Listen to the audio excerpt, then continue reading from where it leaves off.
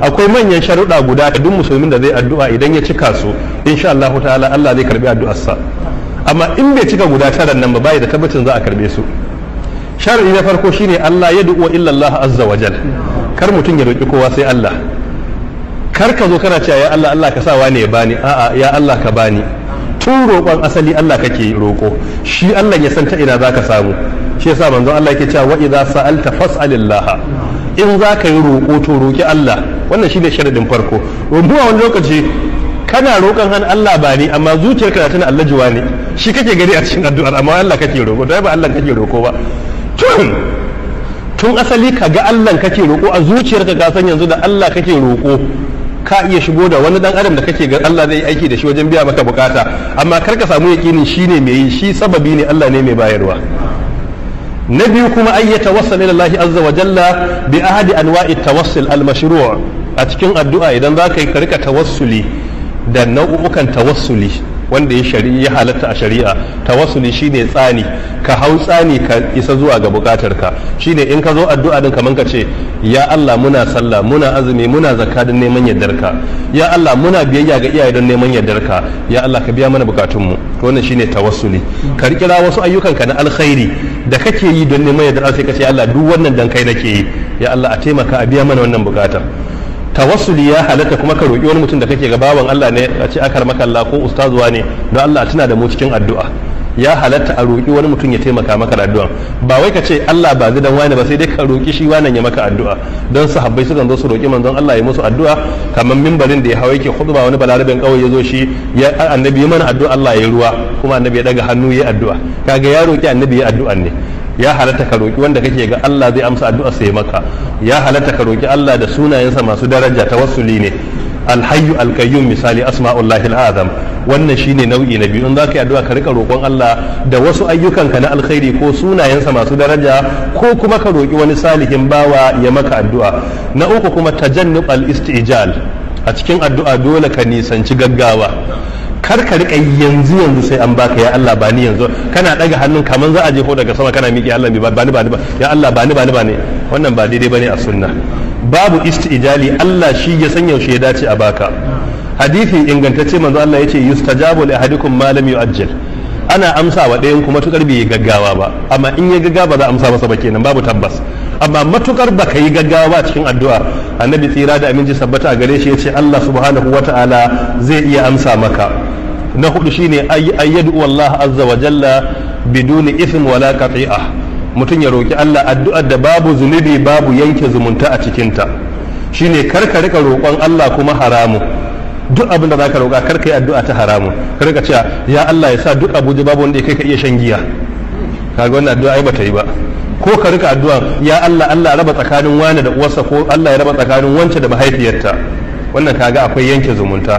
Annabi ya ce irin wannan addu'a Allah subhanahu wata'ala baya amsa. Yace yustajabu li abdin ma lam yad'u bi ithmin wala bi qati'ati rahim. Ana amsa wa ɗayan ku matukar bai yi addu'a da zunubi ko da yanke zumunta ba. Na biyar kuma shine husnul zanni billah. A cikin addu'a dole ka kyautata zato zuwa ga Allah. Kar ka rika addu'a ka rika tunanin Allah ya share ka. A kullun zatonka ga Allah ya zama mai kyau ne. Don hadisul qudsi annabi yace Allah ya ce ana inda zanni abudi, ni ina wurin da bawa na yake zatona. In kai wa Allah zaton alheri sai ka samu alherin. In ka muzanta zato kuma kana ga an share ka to sai a share ka. Kuma a wani hadisi annabi ke cewa ud'u wa antum muqinuna bil ijaba. Ku rika addu'a kuna da yakinin za a amsa muku. In kana addu'a kana kokonto Allah baya bukatanta. Allah yana karban addu'ar wanda yake yi ne yana da yakini a ciki. Na shida kuma hudurul qalb, shine in kana addu'a dole ka rika bijiro da zuciyarka Allah kake roƙo. Kar kana addu'a kuma kana tana abun buɗe bakin naje buɗe baki mai zan ci da mai zan fara. Shi kadai na addu'a gangan jikin ne yake amma zuciyar ba ta wurin. In kana addu'a kai addu'a ka mai da hankalinka ga Allah. Akai matakin da wani zai taba ka baka ji an taba ka ba saboda hankalinka na wurin Allah. Ka wayi gari wani ya zo na ce maka malam Muhammadu baka ma je na kiranka ba saboda kana tsakiyar addu'a kana ga Allah damuwarka. Shine ana ma yi baka san ana yi ba. Amma kar ka wayi gari kana addu'a ko sauro ne wuce gaba gare ka gan shi. Ka ga yadda ya sama ya kasa duk ka ga wannan ba haka zaka rika yi ba. Ya zama tadi ake a gefen ka ba ma da kai ake ba ka ji me ake yi. Ashe zuciyar ba a wurin Allah take ba. Shi yasa dole idan kana addu'a sai kai hudurul qalb. Shi yasa manzo Allah ke cewa wa alamu anna Allah la yastajibu du'a'an min qalbin wahin, Allah baya amsa addu'ar wanda yake zuciyarsa na wofe, kana yi zuciyar na wani Allah baya bukata. Sannan na bakwai itabatul ma'akal awil ma'akul, mutum ya kyautata abincinsa da yake ci, Allah yana karban addu'ar wanda yake cin halal ne. Innama yataqabbalu Allahu minal muttaqin, ga hadisi a cikin 40 hadith, inna Allah ta'ala tayyibun la yaqbalu illa tayyiban, har zuwa gaba fa zakara rajula yutilu safara ash'ath akbara yamuddu yadayhi ila sama, ya rab matamuhu haram wa mashrabuhu haram wa malbasuhu haram wa ghudhiya bil haram, yace fa anna yustajabu la, ta Allah ya amsa masa komai nasa haram. Na takwas kuma tajannub al-itida, dole ka nisanci wuce gona da iri ko ta'addanci a cikin addu'arka. Shi yasa Allah subhanahu wataala ya karantar da mu idan za mu yi addu'a kada mu rika yin ta'addanci. ud'u rabbakum tadarruan wa khufiya, sai kuma yace me innahu la yuhibbul mu'tadina, duk wanda ke addu'a yake wuce gona da iri Allah subhanahu wata'ala baya amsa masa. Suratul Araf aya ta 55.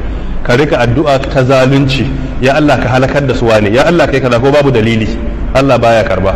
Ko kuma ka rika addu'a ta wuce gona da iri, misali ka zauna kai kadai ka san an turo annabin karshe ka ce ya Allah ya sa ka zama annabi, wannan yayi Allah baya karba. Ko kuma ka ce ya Allah ka sa, ka ce Allah ya sa asara kanka amma kuma ka rika rayuwa a haka kana ci kana sha, yayi Allah zai iya rayar da kai babu kai, amma me yasa zaka roki abin da ba zai yi ba? Ko kuma kana zaune masallacin annur ka ce ya Allah daga nan zuwa a sha ruwa Allah ka sa zama shugaban kasan Amerika, yayi ma'ana? Ai kai ka san kai ta'addanci haka kawai kana zaune a annur a cikin Abuja Wasatu kuma shikenan sai a ce kai ne shugaban kasan Amerika. Sai na tara kuma ka rika yin addu'a a lokacin da kake addu'a kada ka manta da wani abu na wajibi, shine karka wayi gari kana addu'a baka tashi ba kuma suna sallan farilla kuma kai baka yi farillan ba, addu'ar Allah ba zai karbe ta ba, babu tabbacin za a karba. Shine karka yadda dalilin addu'ar ka bar wani abun da yafi addu'ar muhimmanci a lokacin da kake yin ta. Irin abin da ya faru da Juraiju, ya bar mahaifiyarsa ya share ta ya tsaya yana sallah qiyamul layl na nafila yana addu'a, Allah ya jarrabe shi kamar yadda za a sahihu Muslim. Waɗannan sharuɗa guda bakwai in ka cika muna fi guda tara, in ka cika muna fatan Allah subhanahu wata'ala zai amsa maka. Allah ya amsa mana addu'o'i.